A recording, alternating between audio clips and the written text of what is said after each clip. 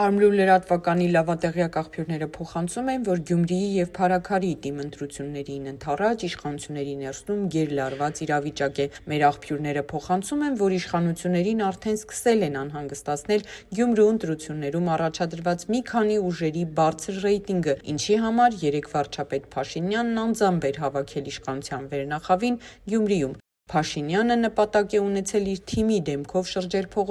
զրուցել գյումրեցիների հետ տրամադրությունները ստուգելու համար։ Ըստ մեր աղբյուրների, Գյումրիի ընտրություններն ավելի են մտահոգում Նիկոլ Փաշինյանին, քանի որ վերջինիս զեկուցել են, որ Վարդան Ղուկասյանը, Ռուբեն Մխիթարյանը, Մարտուն Գրիգորյանի թիմերին հաջողվել է Գյումրիում ընտրազանգվածն իրենցով անել, իսկ ՀՊ-ի սրտի թեկնածու Սարիկ Մինասյանի ընտրվելու հավանականությունները գնալով մարում են։ ՔՊԱ-մերձ մեր աղբյուրները նշում են, որ Փաշինյանին գոհացրել է երեկվա շրջայցը ու արդեն իր թիմակիցներին ասել է, որ հաճախ է ընտրարշավի ժամանակ Գյումրի գնալու՝ անձամբ քարոզչությանը մասնակցելու համար։